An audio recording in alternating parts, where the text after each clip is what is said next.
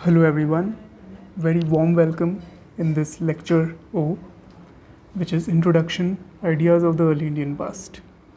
As promised, I started providing you the recordings of the same lecture, which I've been taking live on the Google Meet with all of you, and it's really nice to see that at least 7 to 8 of you are quite regular in the classes.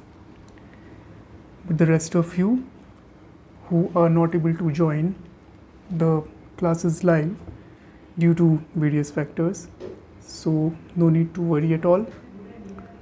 I'm here for you with these revisions of the same classes. Fine. So these are the refreshed notes which are in front of you. You can find all these PDFs in your restricted Google Drive also. But don't take printout of any of the PDF right now, because on 11th of August, yes, kindly note it, on 10th of August, we will be done with our ancient Indian history as per the schedule, as you know already. So next day, 11th of the August, 2024, I will upload the entire compilation of the revised and updated refreshed notes of ancient Indian history, which I am covering on the basis of the second edition of our one and only extremely favorite, extremely relevant book, A History of Ancient and Early Medieval India by Professor Upinder Singh ma'am. Okay, so no need to tell about it. You already know this thing. Fine, so yes, without much delay, I will try to record these sessions in shortest manner possible. I won't drag the videos as the classes go on live. Fine, because those are interactive classes, but actually that's the much better way to study, and I request you to join live. Fine, it will help you not to procrastinate, because now you will have all these recorded lectures also. 30 lectures there will be, but still if you will join live, so there is a different feel of that particular kind of mode of study. Anyway, no issue. Here we go. So this is our introduction, the chapter just before the chapter number 1. The importance of this chapter is still not very much, but we have encountered 2-3 things I will clarify before the beginning already, that whenever I will refer previous year question, fine, okay, if I say such and such thing have been asked in a previous year question of the commission, so I mean the previous year question of these examinations: CDS, NDA, CAPF, or the combined Geo-Scientist. Fine, along with of course your CSE, that's prerequisite. Fine, so I'm covering previous year questions of all of these 5 exams conducted by the commission from time to time. Okay, so I won't repeat whether this question appeared in CDS or in the CAPF. If it is PYQ, then it's a PYQ asked by UPSC itself. Okay, so always keep this in mind. An entire 30 lectures, whatever you will see, so it will be only this. Second thing, I again repeat, do not take printout of these PDFs right now, because you will have the compilation also just after 1 or 2 days after finishing up the entire domain: ancient Indian history, medieval, modern. Fine, likewise. Third thing, I will post these PDFs. I'll try my level best to post it before the commencement of live session every Saturday and Sunday. But even in any case, I delay things sometimes. So not the classes, but the PDFs, because I dedicate a lot of time to prepare these PDFs. Fine, because that's why I don't just narrate the things, because I already make these PDFs in an interactive fashion. So things are quite easy for you as well as for me to read it in front of you, as well as for you to read it by yourself.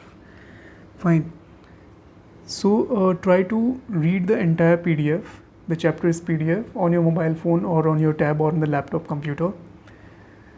Fine. After finishing this particular video, if you are watching this recording, and if you have attended the live class, just after that class, try to revise through the PDF the same thing. It will take just 15 to 20 minutes. Fine, it varies chapter to chapter.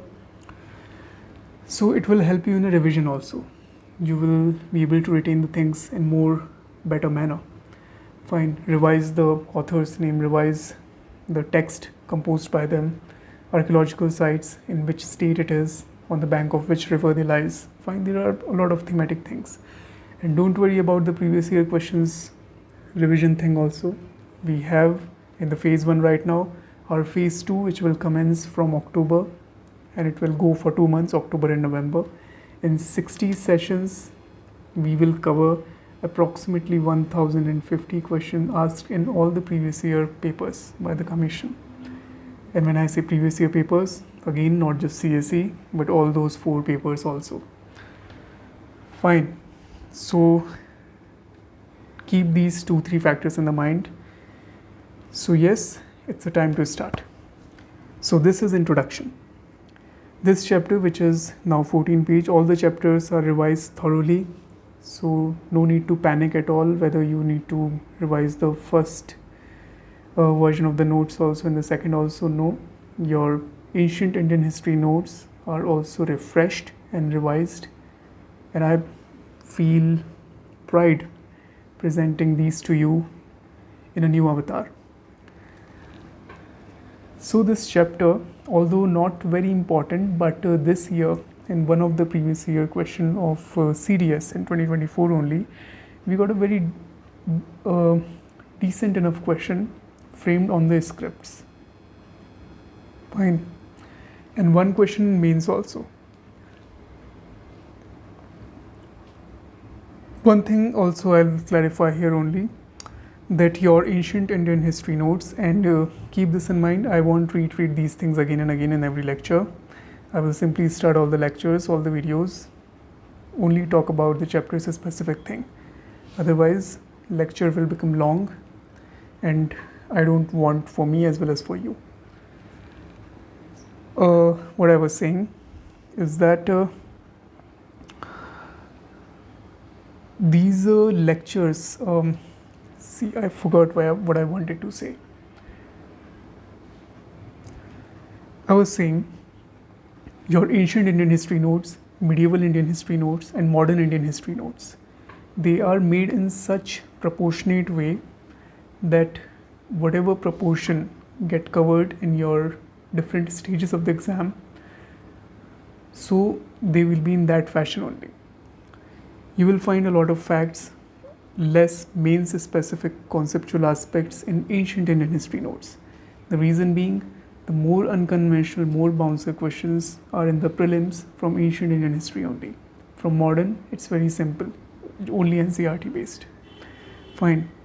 Medieval, just one question either in the mains or even in the prelims also.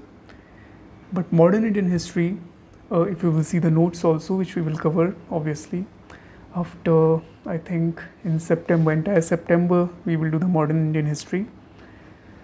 Those notes are majorly focused on mains aspect, because in mains, out of 6-7 questions, you will have around 3-4 questions from modern Indian history only. So fine, this is the ratio between prelims and mains. Fine. Ancient indirectly proportional to modern. Fine.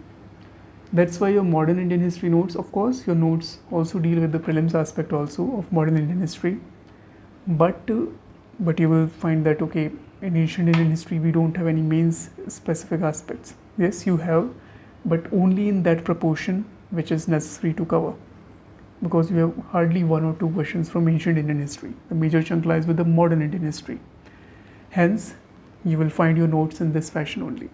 So do not worry at all. Don't get yourself burdened up with the number of things you have to study in the history. You just have to read these 600 pages. Only in the capitals and only for history. And you know what they will give it to you. They will give you those unconventional aspects which are indeed in the trend and which must be read by you. Not just anything, but only clear and clean things out of the standard books, not any guidebooks. So let's begin our first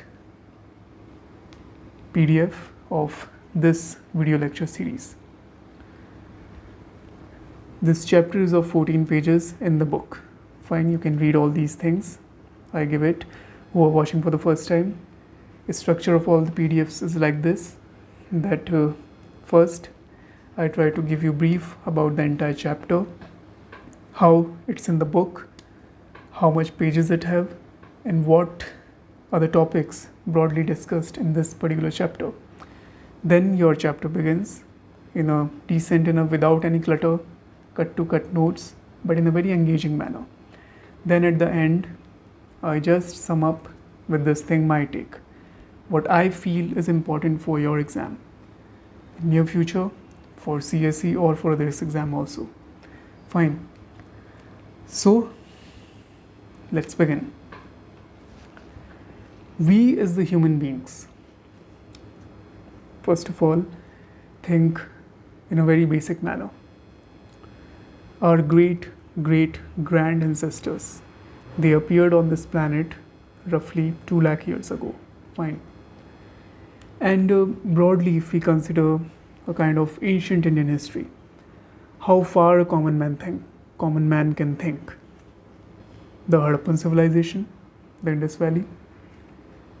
What was the phase of decline, or roughly the time period of the great Indus Valley civilization?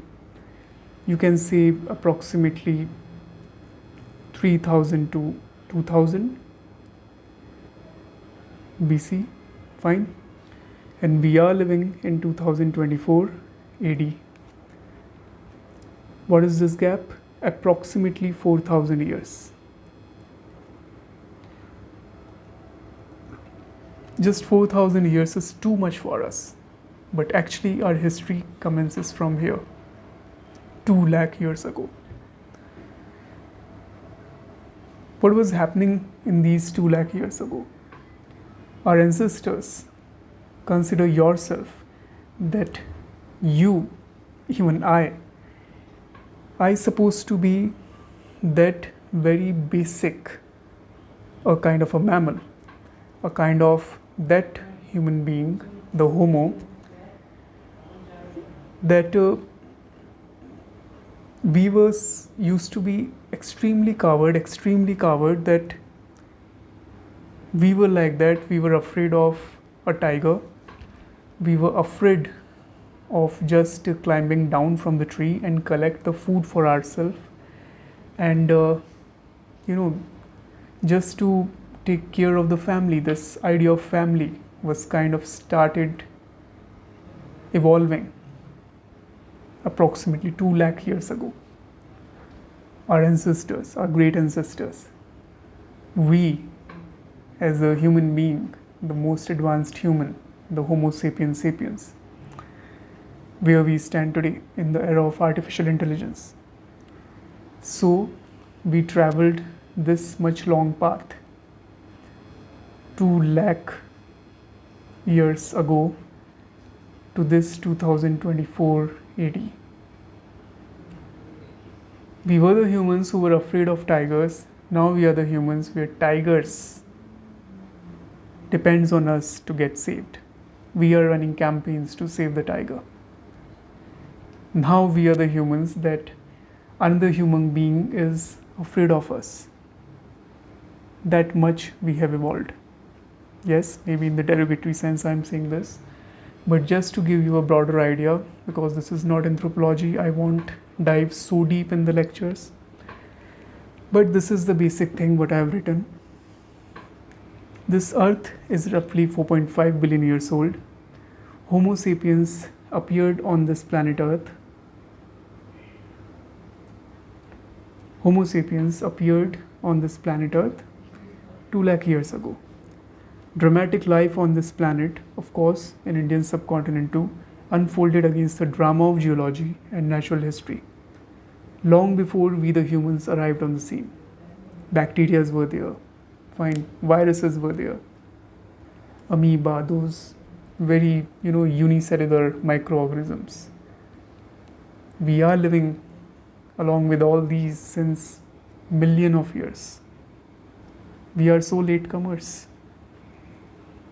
And look what we made our own planet Earth. There was massive shifts on the planet, water becoming land and land was covering up with the water. So the Indian subcontinent has fairly well-defined geographical frontiers, but enormous ecological diversity. Its climatic patterns are similar to those prevailing in other areas on the same latitude but are significantly modified by the Himalayas and the Western Ghats. Fine. A change happening in Ladakh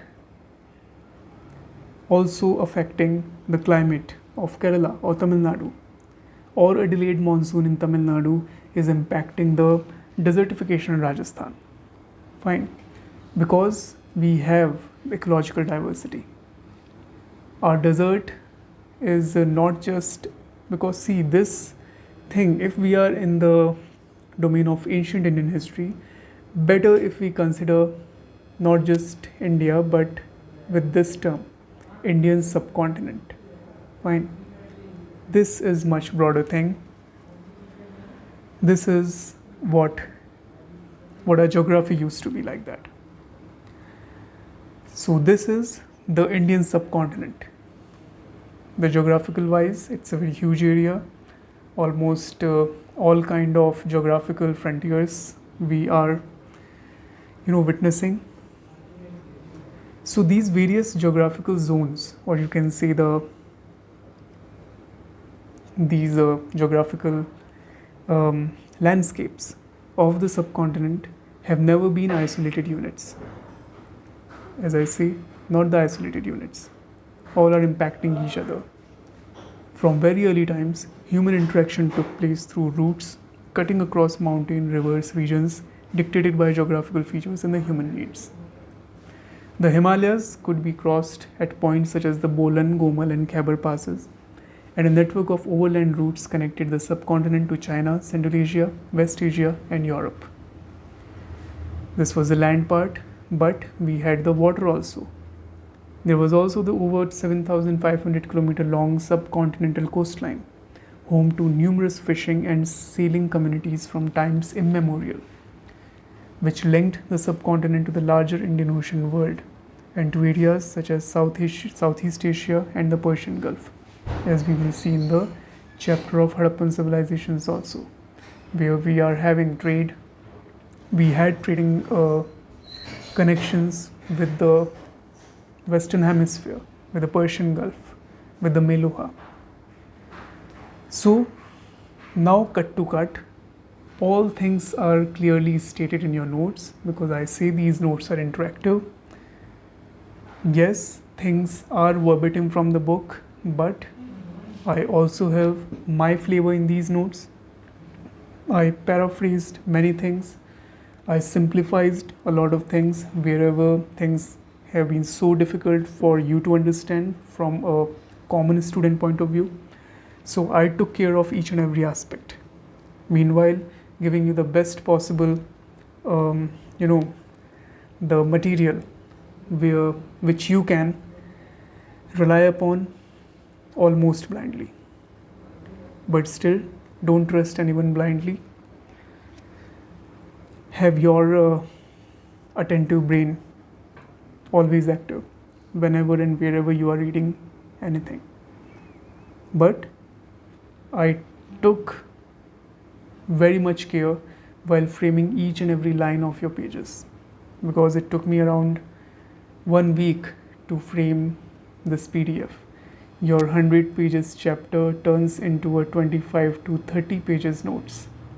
For example, this very chapter of 14 page is in the form of notes of 2 pages only.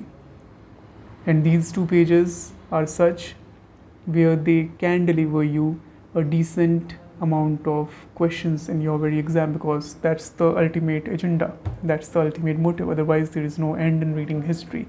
I have a lot of source, I have a lot of things, I can get all that cover for you, but ultimately this is not just the exam for history, and you are not here to get yourself conferred the degree of BA History Honors or the Masters or doing PhD.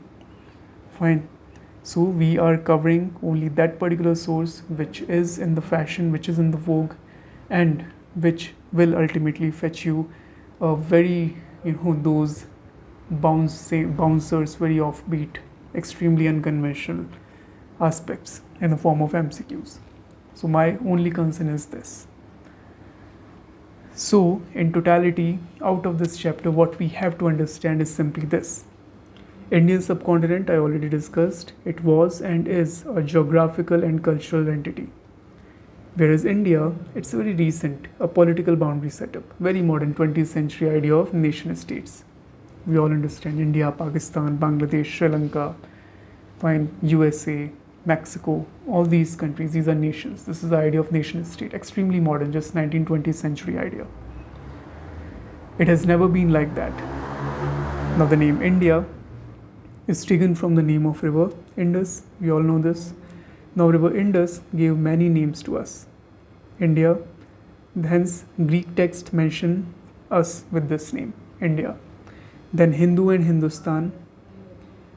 Note this, Amir Khusro in his work Nuh Sifir described Hind as the best of the countries. So this is the work of Amir Khusro.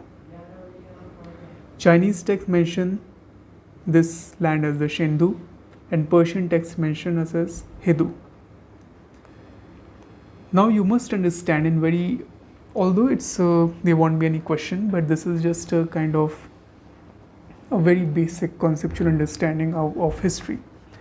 As we say, you are reading history, but actually what you will read in the next 3-4 lectures won't be history if I tell you in very technical manner. We will be dealing with the prehistory and the proto-history. Fine. Till chapter number 4, the Harappan civilization. We will enter in the period of history when we will start dealing with the Vedic age, or the later Vedic age, or the arrival of Mahajanapadas. That will be the beginning of the quote-unquote history per se. So what's basically is prehistory, proto-history, and the history? Very briefly and in broader terms, you just have to understand it with only these two things. A stone, and we have writing invention. Find these two things. And of course, for write, you need the scripts. So you can see the evolution of scripts also, before the evolution of scripts or post scripts evolution period.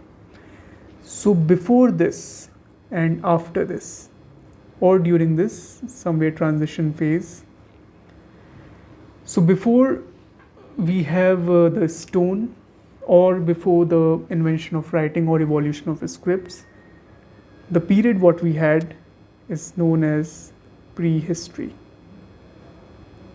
Fine, only these two aspects. Because we have a history before the development of the civilized cultures or the civilizations like Mesopotamia or the Harappan or the Aztecs or Mayans. We had the human beings living there before the Harappan civilizations also. So that period is known as the prehistory, because they were surviving only with the stone. Not so much was the population, so they didn't need any kind of mode of communication, because why we needed the writing or why we needed the scripts? Yes, we needed the script to write things, but before invention of these things, there was the invention of languages. Fine, because more and more humans beings appearing on the same planet Earth, they were just conglomerating in the form of various clusters of small populations here and there in those broader grasslands or the lands wherever we humans, our great grand ancestors, were living. Then we had sex with each other, then our new children's born and brought up. families started growing together, then communities developed. So of course we needed something to express, hence this notion of communication developed. Fine.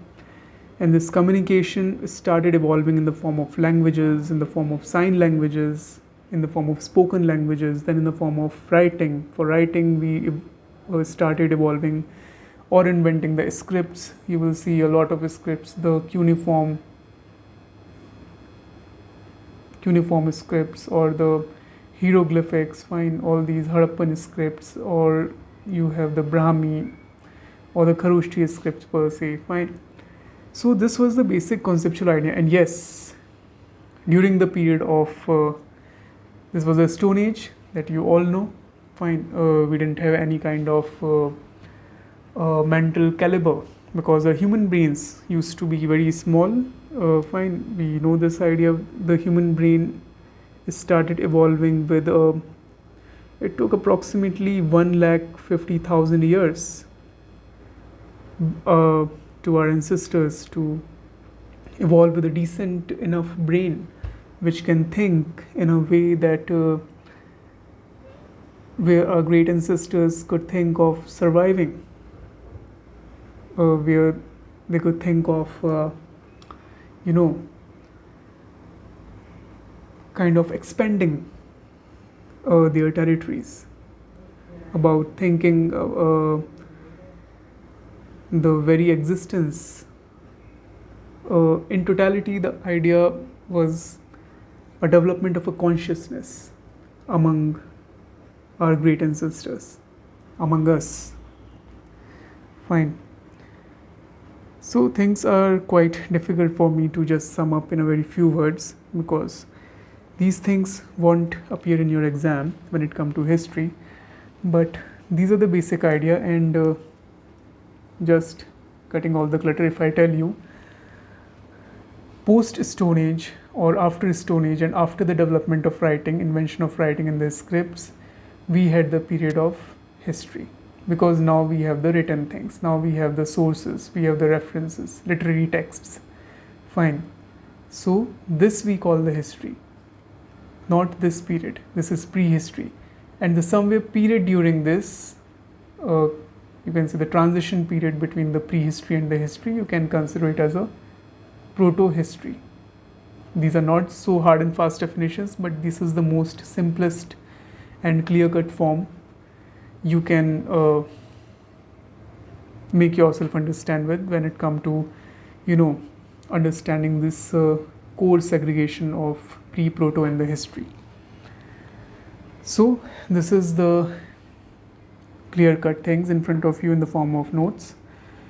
You must understand in simple way few broader categories. Prehistory, it's our Stone Age or the period before invention of the writing, or can say scripts. Our chapter 2 and 3, which are of course the Paleolithic, Mesolithic and the Neolithic and Chalcolithic ages.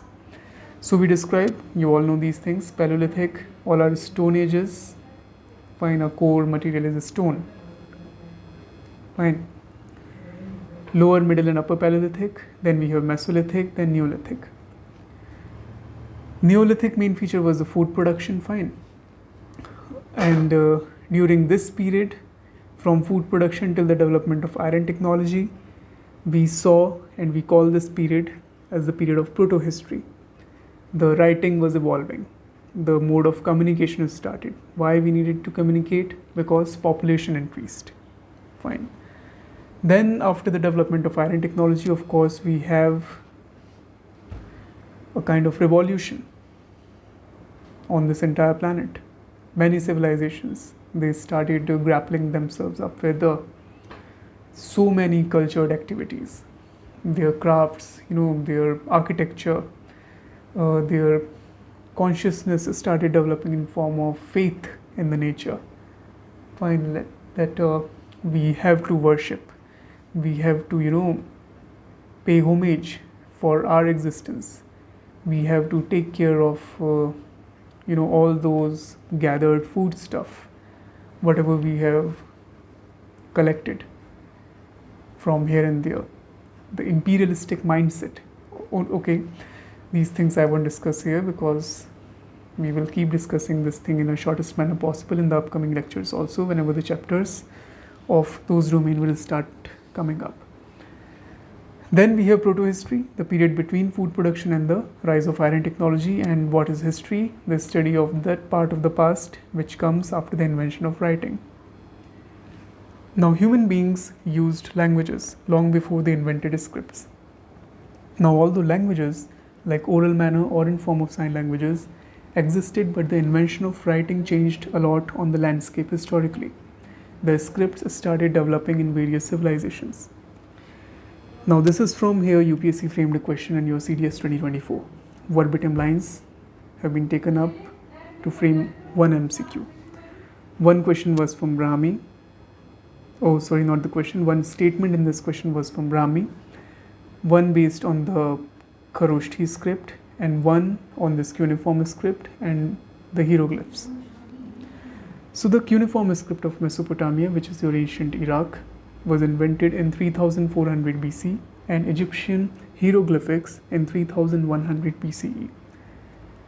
What Commission did, they just shuffled cuneiform script with Egypt and this hieroglyphics with Mesopotamia. That's how they trap you. Where is the scope? You can guess if you read each and every line of these notes in extremely attentive manner. Try to read between the lines. Everything is connected. Even you have the notes of all these chapters, but you won't feel like you are reading a notes, because whatever I provided to you, I keep everything connected to each other. Now, what they can ask you in upcoming years are these things.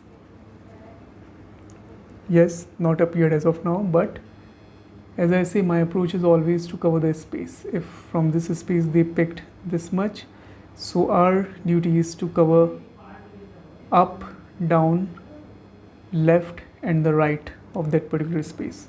And this is how they frame the question in successive years. So what more you have to understand about the Mesopotamian Egyptian scripts, that the ancient Mesopotamians pressed letters on moist clay tablets, while the ancient Egyptians wrote on papyrus sheets made of reeds. Now, this is important. In the Indian subcontinent, the earliest substantial evidence of writing is associated with the Harappan civilization and dates from 2600 BCE. But recent discoveries push back the origins of the script to the second half of the 4th millennium BCE. The Harappan script is mostly found on seals and sealings. We will deal in detail in chapter number 4, the Harappan civilization. The oldest script of Indian subcontinent is Harappan script, very well known, but no need to say, yet have to deciphered. The oldest deciphered script is the Brahmi script. 5 back-to-back previous year questions, and you will be amazed to see all these questions and on the same lines for the 5 times, either on the James Princip or the Brahmi. Brahmi, James Princip, James Princip, Brahmi. We will see all these previous year questions in October and November. Don't worry. Now, these are the quite unconventional aspects. Which inscription Mr. Princip used to decipher this Brahmi script? It was the Bairat inscription. And you should also know this, that it was James Princip only who deciphered the Kharoshthi too. He is also founder editor of the Journal of Asiatic Society of Bengal. Now, this Asiatic Society of Bengal was founded in 1784 by Sir William Jones.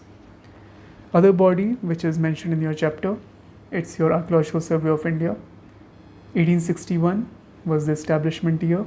First Director General, you all must know, Alexander Cunningham. And who was the ASI's first Indian Director General? He was Mr. Dayaram Sahani. So that's it for this chapter. James Princip and scripts related facts may be asked, as we witnessed one detailed question on scripts in CAPF 2023. Sorry, it was not CDS, CAPF 2023 exam. So do it. This is the only relevant material for you to consider for your exam. And I hope you enjoyed this lecture, and also keep watching all the upcoming 30 lectures which will cover all your domains from ancient to medieval to modern Indian history. That's it for this lecture. I hope you enjoyed. Thank you so much for watching.